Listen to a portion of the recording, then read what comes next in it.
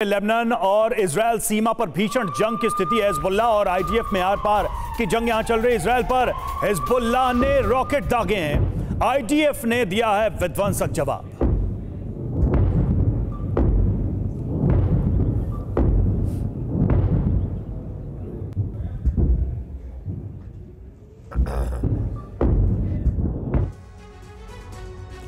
और बड़ी खबर यह कि इजराइल पर 3 तरफ से हमले हो रहे हैं।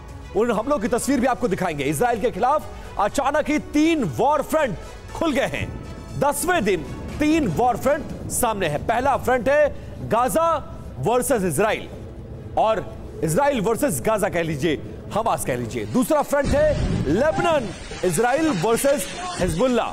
तीसरा फ्रंट जो खुला है वो सीरिया इजराइल वर्सेस सीरिया है। यह भी समझ में आ रहा है। और आप देखिए, एक बड़ी खबर आ रही है, उसका रुख कर लेते हैं। इजराइल पर हमास का बारूदी बौछार एक बार फिर से देखने को मिला है। हमास के हमले से दहली है इजरायली धरती। गश डैन पर रॉकेट से बारिश की गई है और विध्वंसक हमले का वीडियो भी सामने आया।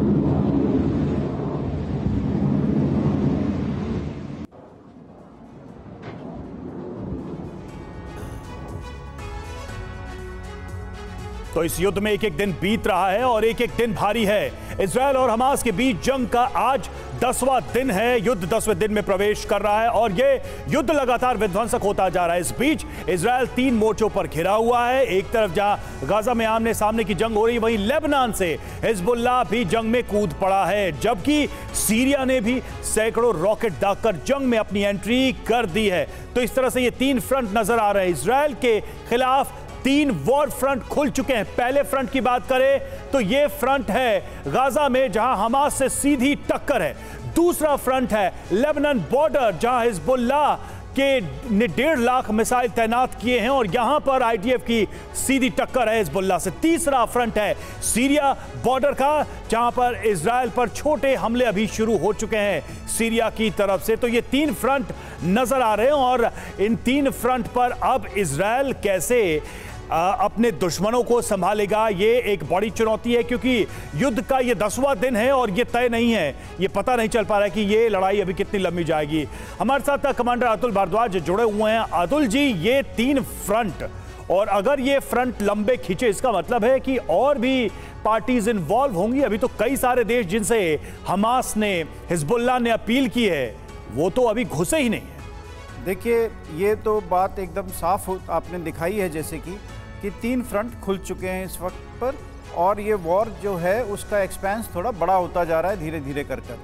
और अगर आप देखें तो ये लेबनान फ्रंट तो पहले ही एक्टिव था कुछ हद तक। अब वहाँ से रॉकेट की जो दागे जा रहे हैं इजराइल की तरफ। शीबा फार्म है एक जगह जहाँ पर इजराइल की ऑक्यूपेशन है, वो लेबनान क्लेम करता है। अभी तक वहाँ पर दागे गए हैं रॉकेट्स।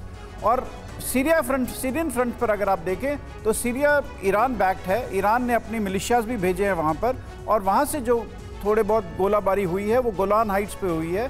गोलान हाइट्स भी इजरायली ऑक्यूपाइड एक टेरिटरी है वहाँ पर। तो ये सब तीनों फ्रंट खोल दिए हैं ताकि इजरायली जो फोर्सेस हैं वो तीनों फ्रंट पे ऑक्यूपाइड रहें। मेरे हिसाब से ये जो अभी तक जो घटनाएं घट रही हैं और जो थोड़ा थोड़ा ये जो फ्रंट्स खुल रहे हैं, इनका बेसिक मकसद है कि इजराइल को किसी तरह अंदर घुसने से हमास के गाजा पट्टी में पूरी तरह से उसके ग्राउंड ऑपरेशंस को थोड़ा सा रिस्ट्रेन कर। बिल्कुल सर, मतलब एक तरह से प्रोटेक्शन लेयर देने की कोशिश लेबनान और सीरिया के द्वारा हो रही है। नक्शे पर इसी बात को समझते हैं कि अगर तीनों तरफ से घेराबंदी हुई तो क्या इजराइल इतना सक्षम है कि गाजा पट्टी को खत्म कर पाएगा, और अगर दोनों तरफ से हमले हो गए तो फिर सिनेरियो क्या रहेगा? कर्नल शुक्ला, जरा इस मैप के जरिए समझाने की कोशिश करिए। यह पूरा इजराइल का इलाका है, इसमें चारों तरफ सेना ही सेना आपको नजर आ रही है।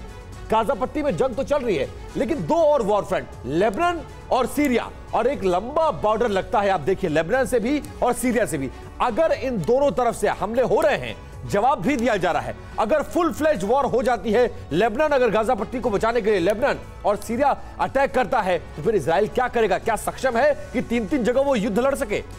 जी, अगर हम हिस्ट्री की बात करें तो आज से 50 साल पहले 7 देशों ने मिलकर इस पर अटैक किया था और इजराइल विनर 67 में 73 में। हाँ। लेकिन आज भी हाँ। इजराइल की वही फोर्स मौजूद है, वो फोर्स ज्यादा शक्तिशाली होकर निकले हैं। इनकी 1.7 लाख की आर्मी थी और रिजर्विस्ट को कॉल करने के बाद 5 लाख के आसपास पहुंच गए हैं। लेकिन वो सारे के सारे अलग अलग फ्रंट पे कमिटेड हैं। वो अपना कोई भी बॉर्डर खाली नहीं छोड़ सकते हैं और वो कभी नहीं छोड़ते हैं। हाँ, और हर जगह पे चैलेंज बढ़ते ही जा रहे हैं। जैसे आपने बोला एक फ्रंट खुल गया, पहला फ्रंट यहां देखिए, पहला फ्रंट गाजा पट्टी है, दूसरा फ्रंट लेबनान है, तीसरा फ्रंट सीरिया है। बिल्कुल, और चांसेस ऐसे हैं कि जैसे जैसे ग्राउंड युद्ध बढ़ेगा, जैसे जैसे और कैजुअलिटी होगी, तो आप देखेंगे कि possibility of Jordan coming into war is also there. ये भी पॉसिबिलिटी है, जॉर्डन भी इस युद्ध में कूद सकता है। बिल्कुल, और जेरूसलम के आसपास जो लोकल पॉपुलेशन है, जहां पे कंसल्टेशन चल रहा है, यहाँ पे तकरीबन 22 लाख की पॉपुलेशन जो है फिलिस्तीनियों की है और 6.7 लाख की इजरायली की है। बिल्कुल सर, जैसे जैसे ये जंग आगे बढ़ रही है, वॉर फ्रंट्स खुलते जा रहे हैं और ये इजराइल के लिए मुसीबत का सबब हो सकता है। हालांकि